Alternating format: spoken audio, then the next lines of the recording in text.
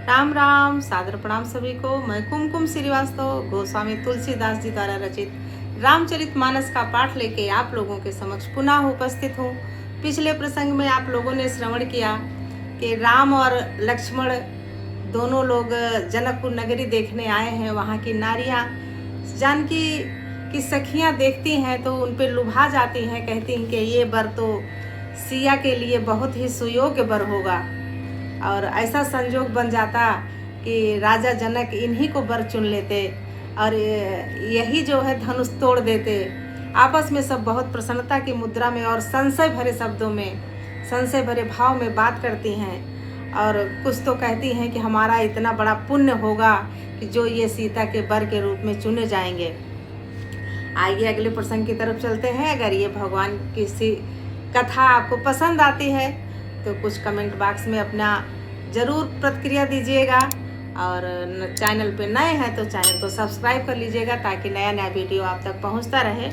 आइए प्रसंग की ओर चलते हैं। नाही तो हम कहूँ सुनहु सखी इन कर दर्शन दूर, यह संघटु तब होय जब पुण्य पुराकृति भूर। आपस में सब सखियां बात कर रही हैं कि देवयोग से ऐसा संजोग बन जाए कि यही वर मिले हमारी सखी जानकी को। तो सखियां कह रही हैं ब्याह अगर ना हुआ तो हे सखी सुनो, हमको इनके दर्शन दुर्लभ है। यह संजोग तभी हो सकता है जब हमारे पूर्व जन्मों के बहुत से पुण्य कर्म हो। बोली अपर कहूँ सखिनी का, यही ब्याह अति हित सब ही का। को कह शंकर चाप कठोरा, ये श्यामल मृदुगात किशोरा। दूसरी सखी कहती है हे सखी तुमने कहा तो बहुत अच्छा, यह विवाह से, इस विवाह से सभी का बहुत हित होगा, परम हित है। किसी ने कहा शंकर जी का धनुष बहुत कठोर है, ये सांवले राजकुमार कोमल शरीर के बालक हैं, ये कैसे तोड़ पाएंगे, ये असमंजस सखियों में बना हुआ है। सब असमंजसु आहय सयानी, यह सुनी अपर कहै मृदुबानी।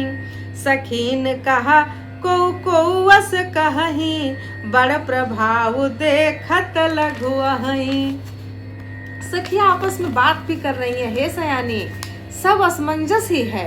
यह सुनकर दूसरी सखी कोमल बाणी से कहने लगी हे सखी इनके संबंध में कोई ऐसा कहते हैं कि ये देखने में तो छोटे हैं पर इनका प्रभाव बहुत बड़ा है। ये बस देखने में ही छोटे हैं, ये बड़े बड़े काम करने वाले हैं।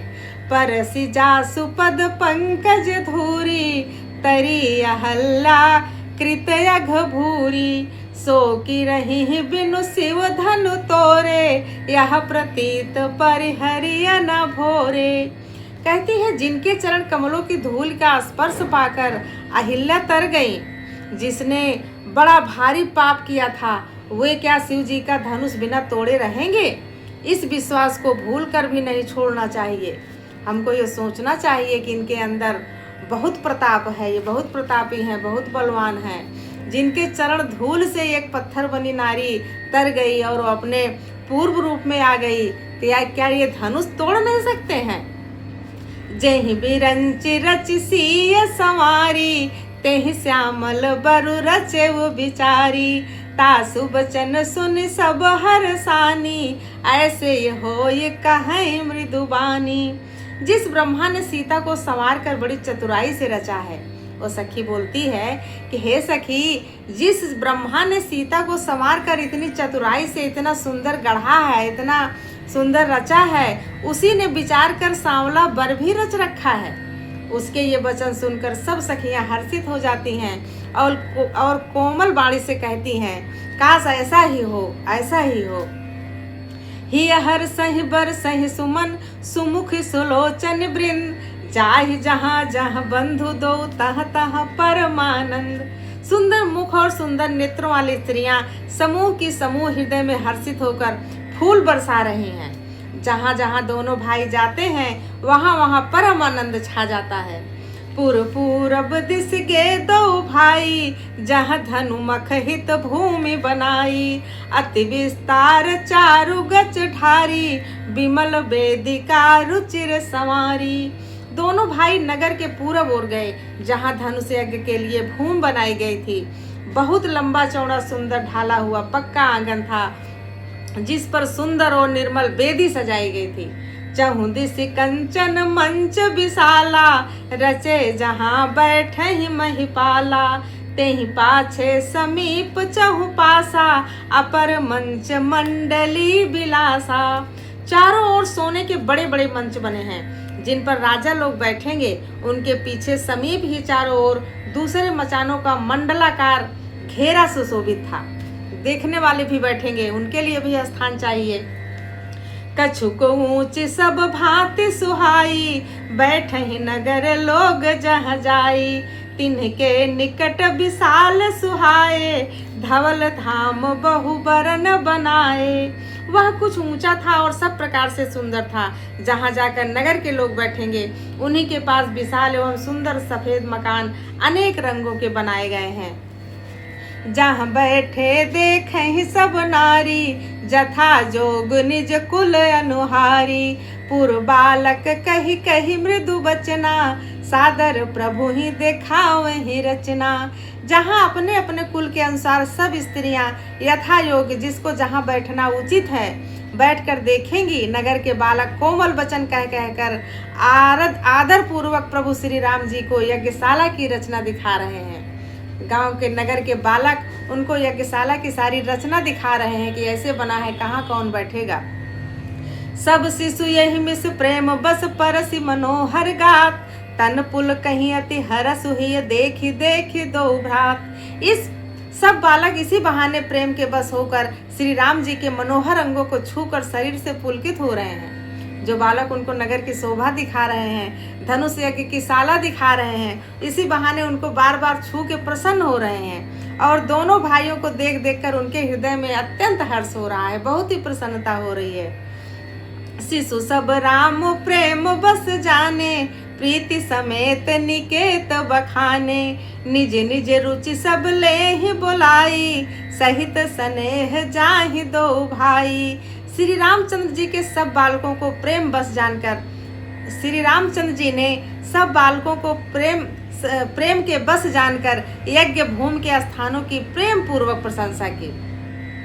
इससे बालकों का उत्साह, आनंद और प्रेम और भी बढ़ गया, जिससे वे अपनी अपनी रुचि के अनुसार उन्हें बुला लेते हैं और प्रत्येक के बुलाने पर दोनों भाई प्रेम सहित उनके पास चले जाते हैं। जो सारे बालक प्रेम पूर्वक जगह जगह की प्रशंसा करके उनको दिखाते हैं, प्रशंसा करके, तो उनकी प्रशंसा को सुनकर, उनके प्रेम भरे वचनों को सुनकर वैसे ही उन्हीं की तरफ प्रेम में वो देखते भी हैं और बहुत सराहना करते हैं उस स्थान की। तो सारे बालक अपनी तरफ उनको बुला बुला के और भी प्रसन्न मुद्रा में सारे स्थान उनको दिखाते हैं, उसका परिचय कराते हैं। राम देखावहि अनुज ही रचना, कही मृदु मधुर मनोहर बचना। लव निमेष महु भुवन निकाया, रचय जासु अनुशासन माया। कोमल मधुर और मनोहर वचन कहकर श्री राम जी अपने छोटे भाई लक्ष्मण को यज्ञ भूमि की रचना दिखलाते हैं, जिनकी आज्ञा पाकर माया लव निमेष यानी पलक गिरने के चौथाई समय में ब्रह्मांडों के समूह रच डालती है।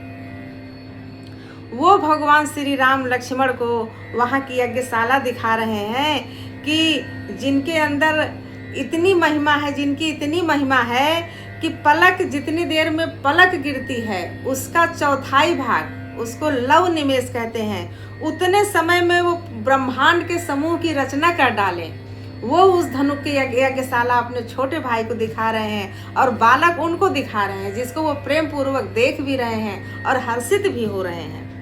भगति हेतु सोई दीन दयाला, चितवत चकित धनुष मखशाला। कौतुक देखी चले गुरु पाही, जानि विलंबु त्रास मन माही। वही दीनों पर दया करने वाले श्री राम जी भक्ति के कारण धनुष यज्ञशाला को चकित होकर देख रहे हैं, जिसके अंदर इतना सामर्थ्य है कि वो पल भर के चौथाई हिस्से के समय के बराबर समय न लगे, उतने समय में ब्रह्मांड की करोड़ों ब्रह्मांड की रचना कर सकते हैं। वो जो प्रसन्नता से नगरवासी उनको दिखा रहे हैं यज्ञशाला, तो चकित होकर देख रहे हैं, अरे वाह कितनी सुंदर यज्ञशाला है। इस प्रकार सब कौतुक देखकर वे गुरु के पास जाते हैं और देर हुई जानकर उनके मन में डर भी है कि गुरु कहेंगे कि तुम इतनी देर में वापस आ रहे हो। जासु त्रास डर कहूँ डर होई, भजन प्रभाव देखावत सोई, कही बातें मृदु मधुर सुहाई, किए विदा बालक बरियाई। जिनके भय से डर को भी डर लगता है, वही प्रभु भजन का प्रभाव, जिसके कारण ऐसे महान प्रभु भी भय का नाटक करते हैं, डर का नाटक कर रहे हैं गुरु के सामने। वो दिखला रहे हैं कि मैं बहुत डर रहा हूँ। उन्होंने कोमल मधुर और सुंदर बातें कहकर बालकों को जबरदस्ती विदा किया। जो सब बालक उनको पकड़ पकड़ के दिखा रहे थे, उन सबको जबरदस्ती मीठी बाणी बोलकर विदा करते हैं और गुरु के पास आते हैं। सुप सभय सप्रेम विनीत यति सकुच सहित दो भाई, गुरुपद पंकज नाय सिर बैठे आय सुपाई। फिर भय प्रेम विनय और बड़े संकोच के साथ दोनों भाई गुरु के चरण कमलों में सिर नवाकर आज्ञा पाकर बैठते हैं। निष्प्रवेश मुनि आय सुदीन्हा, सबहि संध्या वंदन कीन्हा, कहत कथा इतिहास पुरानी, रुचिर रजन जुग जाम सिरानी। रात्रि का प्रवेश होते ही यानी संध्या के समय मुनि ने आज्ञा दी, तब सबने संध्या वंदन किया। फिर प्राचीन कथाएं तथा इतिहास कहते कहते सुंदर रात्रि 2 पहर बीत गई। प्राचीन कथाएं गुरुजी उन दोनों राजकुमारों को यानी प्रभु श्री राम और लक्ष्मण को सुनाते हैं। सुनाते सुनाते रात्रि का 2 पहर बीत गया। मुनि बर शयन कीन्हि तब जाई, लगे चरण चापन 2 भाई, जिनके चरण सरोरुह लागी, करत विविध जप जोग विरागी।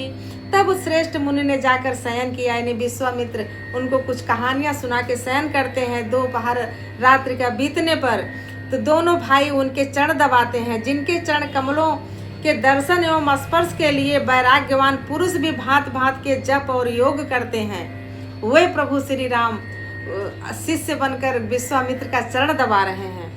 तेई 2 बंधु प्रेम जनु जीते, गुरुपद कमल पलोटत प्रीते, बार बार मुनि आज्ञा दीन्ही, रघुबर जाय शयन तब कीन्ही। वे ही दोनों भाई मानो प्रेम से जीते हुए प्रेम पूर्वक गुरु जी के चरण कमलों को दबा रहे हैं। मुनि ने बार बार आज्ञा दी, तब श्री रघुनाथ जी ने जाकर शयन किया। चापत चरण लखनूर लाए, सभय सप्रेम परम सचुपाए, पुनि पुनि प्रभु कहा सोवहु ताता, पौढ़े धरी उर पद जल जाता। श्री राम जी के चरणों को हृदय से लगाकर भय और प्रेम सहित परम सुख का अनुभव करते हुए लक्ष्मण जी उनको दबा रहे हैं। प्रभु श्री रामचंद्र जी ने बार बार कहा, हे तात अब सो जाओ। तब वे उन चरण कमलों को हृदय में धरकर लेट जाते हैं। उनकी आज्ञा मानकर लक्ष्मण भी लेट जाते हैं, लेकिन वो शयन नहीं करते हैं, उनके चरण कमलों को अपने हृदय पर धारण करके लेटते हैं। आज के इस प्रसंग को यहीं विराम देते हैं। ये मनोहारी प्रसंग विराम देने का इच्छा तो नहीं हो रही है, लेकिन समय भाव के कारण अभी यहीं इसको विराम देते हैं। अगला प्रसंग लेके आप लोगों के समक्ष पुनः उपस्थित होंगे। तब तक के लिए राम राम।